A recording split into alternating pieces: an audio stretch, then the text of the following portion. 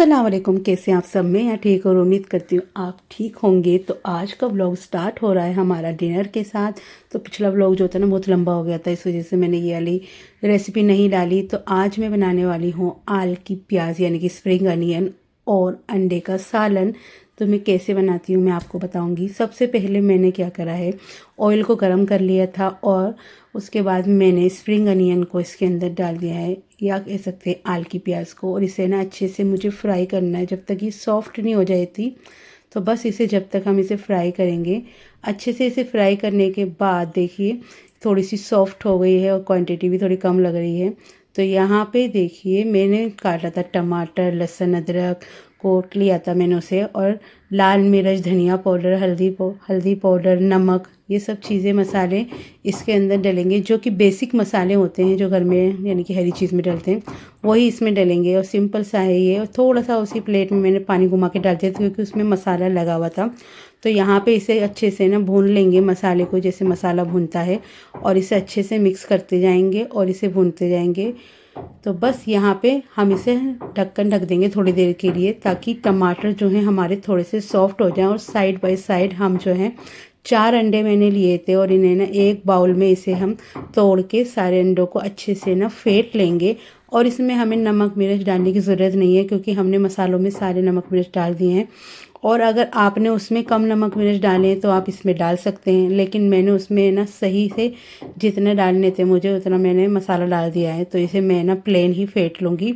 तो मैंने सोची थी पहले कि 2 अंडे ले लूँ, पर 2 अंडे मुझे लगा कि कम रहेंगे, इस वजह से मैंने फिर 4 अंडे लिए। और इसलिए और ये सब्ज़ी इतनी हो जाएगी कि डिनर में भी हो जाएगी और सहरी में भी हो जाएगी हमारे लिए। तो इसे अच्छे से बीट करना है। आप चाहें तो नॉर्मली सीधा उसमें भी तोड़ सकते हैं, लेकिन मैं इसे ऐसे ही बनाती हूँ, तो जैसे मैं बनाती हूँ वैसे आपको बता रही हूँ। तो यहाँ पे मैंने अच्छे से इसे फेंट लिया था और यहाँ पे देखिए मसाला भी है ना अच्छे से भुन चुका है। पर अभी थोड़ा सा पानी है, पर हम इसी के साथ ही इसमें डाल देंगे ताकि फिर अंडों के साथ है ना इसकी अच्छे से भुनाई हो सके। तो यहाँ पे देखिए मैंने एक हाथ में ले लिया था अपने अंडे के बॉल था मेरे हाथ में, और एक हाथ से मैं चम्मच को लगातार घुमा रही थी। घुमाते जाना है, घुमाते जाना है, क्योंकि हमें ना अंडे के यानी कि बड़े बड़े पीस नहीं चाहिए, हमें बिल्कुल भुजिया वाले बिल्कुल बारीक चाहिए। तो इसके लिए हमें चम्मच को प्रॉपर बार यानी कि गोलाई में ना घुमाना पड़ेगा। घुमाते रहो घुमाते रहो घुमाते रहो, इससे अंडा जो है ना टूट जाएगा और मिक्स हो जाएगा अच्छे से, और छोटे छोटे यानी कि दाने दाने से हो जाएंगे। देखिए ऐसे हो जाएंगे। तो बस यहाँ पे देखिए हो चुका है। अब इसके अंदर जो ये भी पानी छोड़ा है प्याज ने, मसालों ने, और इसको हमें सिर्फ भूनना है। अब जो है ये हमारी रेसिपी तैयार ही होने वाली है। बस इसकी अच्छे से ना हमें भुनाई करनी है। जब तक भुनाई करनी है जब तक कि ऑयल सेपरेट ना हो जाए और बढ़िया सी खुशबू आने लग जाती है। इतनी मज़े की खुशबू आती है ना कि बस मेरे को तो भूख ही लगने लगी थी। तो यहाँ पे देखिए अच्छे से ना ये यानी कि भुन चुका है। और लास्ट में मैंने डाल दिया था थोड़ा सा हरा धनिया। आप चाहें तो थोड़ी सी हरी मिर्च भी डाल सकते हैं। तो यहाँ पर मैंने इसे अच्छे से ये पक चुका है और भुन चुका है। बस यहाँ पे हम चूल्हे को कर देंगे ऑफ, क्योंकि हमारी रेसिपी बिल्कुल तैयार हो गई है स्प्रिंग अनियन एंड एग्स की।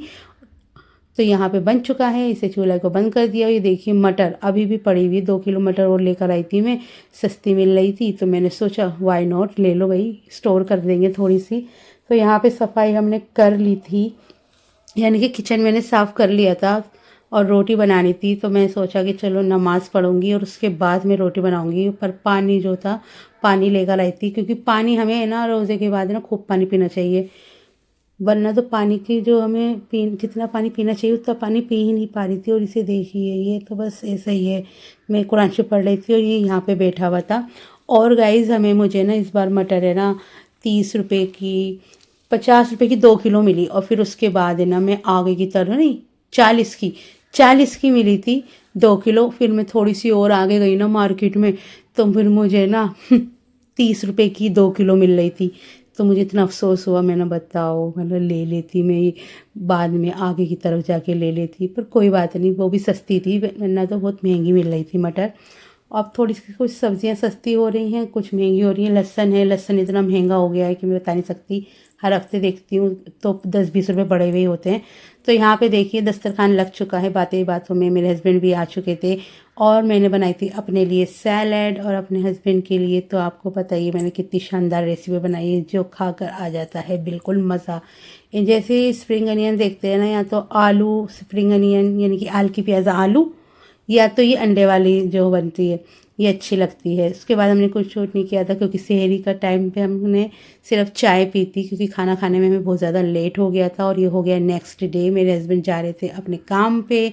मैंने इन्हें सॉक्स दिए तो ये मुझे अपने सॉक्स दिखा रहे थे कि देखो कैसे हो रहे हैं। तो मैंने बोला मैं मार्केट जाऊंगी तो दूसरे लेकर आऊँगी, क्योंकि इनके कारखाने में ना इनके सॉक्स पे ना धागे से चिपक जाते, फिर तो वो हटते ही नहीं हैं। तो यहाँ पे ये चले गए थे और फिर उसके बाद मैंने घर की थोड़ी बहुत सफाई करी। जेंगो को बाहर लेके जा रही थी क्योंकि ये कर रहा था मियाऊं मियाऊं।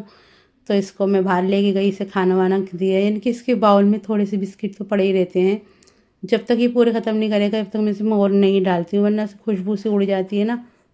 इसके बिस्किट्स की अगर स्मेल उड़ जाती है ना तो फिर ये खाता नहीं है। तो इस वजह से जब तक इसके बाउल में से ये बिस्किट बिल्कुल ख़त्म नहीं कर देता चाट के एकदम से क्लीन, जब तक मैं और नहीं डालती हूँ। तो अभी मैंने थोड़े से बिस्किट डाल दिए थे और देखिए शाम का वक्त हो गया है और मेरा रोज़ का यही मेरा सोचना होता है कि मैं आज क्या बनाऊँ इफ्तार में। बहुत ज़्यादा मुश्किल है रोज़ ये सोचना।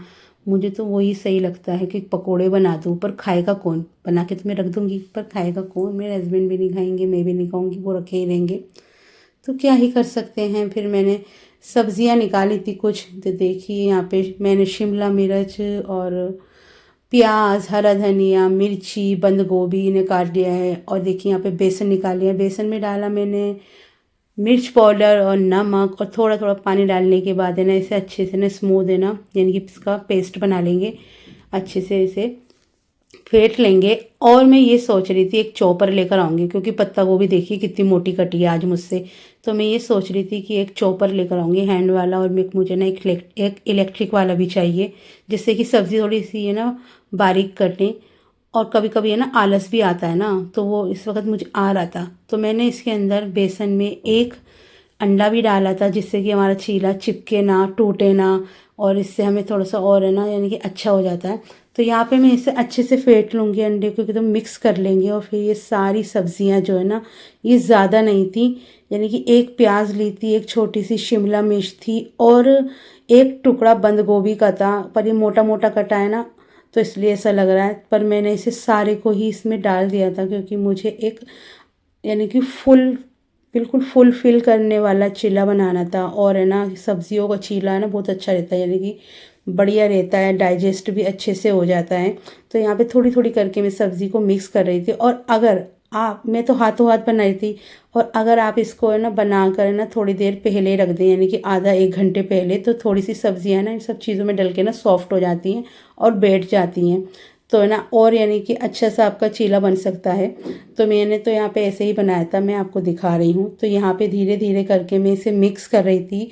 बीच में मुझे ऐसा लगा कि शायद मैंने पत्ता गोभी ज़्यादा डाल दी, पर फिर मैंने बोला कोई बात नहीं, अच्छे से ना इसे मिक्स करके ना अच्छा सा एक बड़े, अगर इसका मैं एक चीला भी खा लूँगी ना, मुझे ऐसा लग रहा था मेरा तो पेट ही भर जाएगा।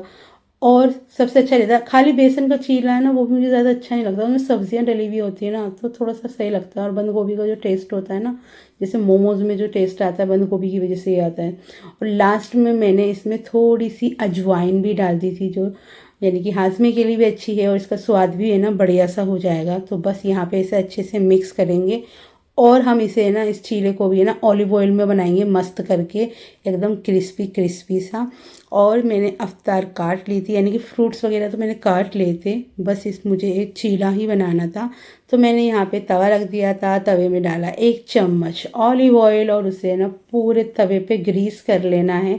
और ये बताइए मुझे कि मुझे स्प्रे बोतल लेनी चाहिए क्या, ऑयल वाली जो आ रही है, यानी कि मीशो से या फ्लिपकार्ट से ऑर्डर कर दूँ। पर मेरे हस्बैंड बोल रहे थे कि तुम ज़्यादा चौचले करती हो, पर मैंने बोला नहीं, वो सही रहती है। कभी कभी है ना ऐसी चीज़ें होती है ना, इसमें स्प्रे कर लो अपना सही रहता है। या मैं कुछ बेक कर रही हूँ, जैसे कि चिकन या फिश बेक करूँ, तो उसमें भी सही रहता है। एक एक चम्मच डालने से ज़्यादा चला जाता है। अब मुझे पता नहीं, मैं देखूँगी बाद में कभी मेरे को मिल गया या मैं मंगा लूँ। तो यहाँ पे मैंने देखी अच्छे से ना इसके अंदर 2 चम्मच है ना, यानी कि बैटर डाल दिया था इसके अंदर, और चम्मच से ना हल्के हाथ से, बिल्कुल हल्के और सॉफ्ट हाथ से मैं इसे ना फैला रही थी। और मज़ेदार सा चीले बनने के लिए तैयार था बस। और हल्का चूरा रखना है आपको, ये याद रखना है। तेज़ रखेंगे तो नीचे से जल जाएगा, क्योंकि थोड़ा सा सब्जियां है ना, तो थोड़ा सा हल्का सा मोटा बनेगा, क्योंकि हमने इसमें सब्जियां डाली है ना, और सब्जियों को पकने में लगता है थोड़ा सा टाइम। तो बस इसको 3 से 4 मिनट लगे थे, और फिर देखिए मैंने छुरी की सहायता से इसको पलट दिया था, और फिर दोबारा से इसे ढक के और थोड़ा सा मुन्ना सा तेल और डाला था मैंने, जिससे कि नीचे से भी पक जाए। और बस इसे पकने को बिल्कुल तैयार हो गया है, तब मज़े का लग रहा था। और क्या ही कह सकते हैं, सिंपल सा और आसान सा।